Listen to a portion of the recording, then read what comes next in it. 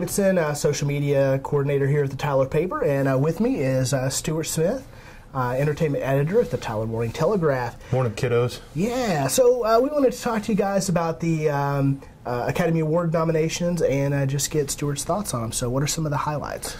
Some of the highlights, this is actually a pretty strong year for the Academy Awards. I was actually really surprised at some of the movies that both did get nominated and didn't get nominated. Some of the big, if we're going to talk snubs first, Sure. Some of the big surprises is that Quentin Tarantino did not get nominated for directing Django Unchained, wow. Which is exceptionally surprising. Tom Hooper didn't get nominated for Les Miserables, which is very surprising after he won both Best Director and Best Picture for The King's Speech last year.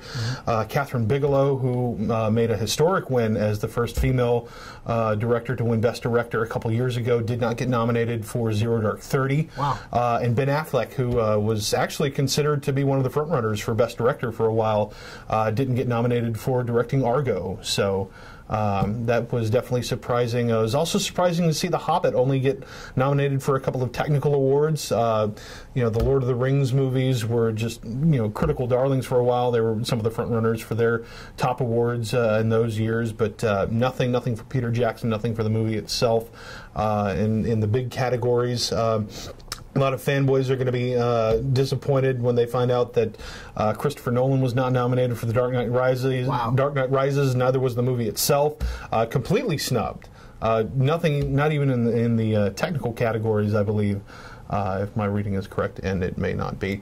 It's a long list. I haven't had a chance to completely come through everything, but for the most part, it looks like it got left out in the cold. Okay, so those are some of the snubs. Those are some of the snubs. Big surprises? Some of the big surprises is the fact that Beasts of the Southern Wild got nominated in all of the major categories. It got nominated for Best Adapted Screenplay. It got nominated for Kovanzale Wallace. She got nominated for Best Actress.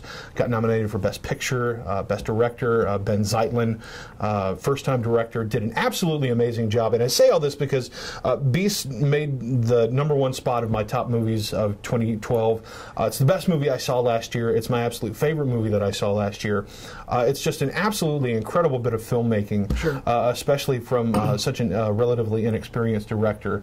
But it's a marvelous, marvelous movie, and I did not expect the Academy to give it this sort of attention. I expected it to kind of, maybe get like a screenplay nomination or just kind of a token nomination like that. But to see it nominated in all the big categories like this is a huge win in and of itself.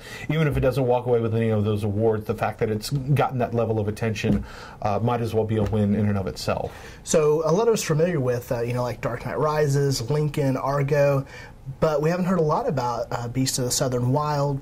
What's it about? What's the deal? It's a little difficult to describe. It's the main character is played by Ms. Wallace. She's a 6-year-old girl, or was 6 years old whenever she was filming the film, and it's set in this.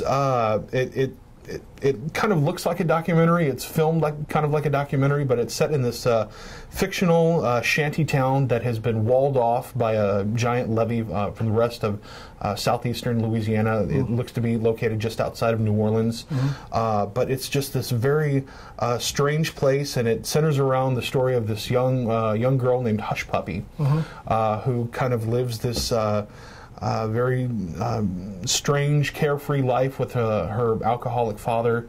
I don't know. Like I said, it's a little difficult to describe, but it's very much a kind of something of a coming-of-age story for this little girl as she just kind of navigates this very strange point in her life as she and her family and the other residents of this town, try to make it through this horrific storm that comes through.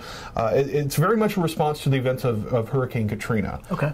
It plays on that imagery and kind of the thoughts and lifestyles of people that lived, in and around New Orleans as they dealt with that storm and the aftermath, and kind of the way that people don't really seem to understand the lives that these people live inside this town, just kind of in the way that a lot of people outside of New Orleans don't really understand why people wouldn't leave that city. Sure. It's their home. It's where they live. It's an incredible movie.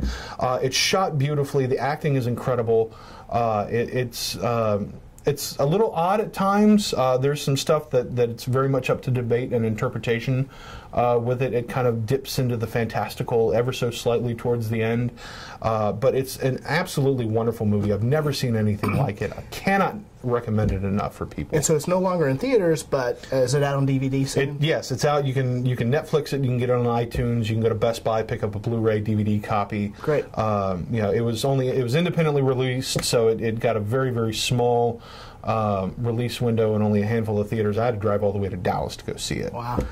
So probably the movie that got the most nominations was Lincoln. Lincoln was up there, followed closely by The Life of Pi. That got 11. Lincoln got about 12, I believe. Both are mostly deserved. I wasn't so hot on Life of Pi, but I mean, it's wonderfully directed. Ang Lee has made a beautiful film, even though I have issues with the resolution of the film itself. That's more of a problem with the script necessarily than what Ang Lee did. It's wonderfully acted. It's a gorgeous looking movie. The special effects, I would actually be rooting for this to win best visual effects, because a large portion of the movie, the main character spends his time in a boat with a tiger, and you would never know that this isn't a real tiger. It's absolutely convincing from start to finish. It's some amazing work. The cinematography is gorgeous and surreal. Ang Lee he's a master craftsman. But also with Steven Spielberg and Lincoln, I mean, that's one of the best movies the man's directed, certainly in the last 10 or so years. You could easily make the argument for it being a career best film for him. Yeah, Daniel Day-Lewis is a machine. Daniel Day-Lewis is absolutely, I mean, the man is from another planet. Yeah. I've never seen another performance like that, much less from him, which is saying something considering his turn as Daniel Plainview in There Will Be Blood.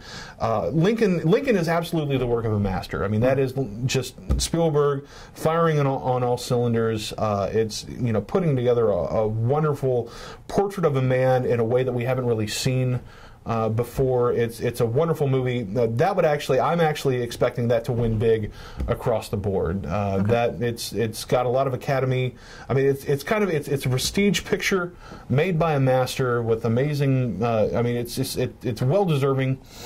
But it's also kind of safe in the way that the Academy likes to go for, especially after kind of the somewhat controversial pick of The Artist last year. Oh, sure. That's a movie that it was very divisive. A lot of critics loved it, some hated it. I was not a fan of it at all. And it's not a movie that's really kind of stayed in the zeitgeist or the cultural mindset at all. Nobody's really talking about The Artist. But Lincoln is a movie that people are going to be studying and talking about for a long while, obviously in large part because of what Daniel Day-Lewis does in that movie.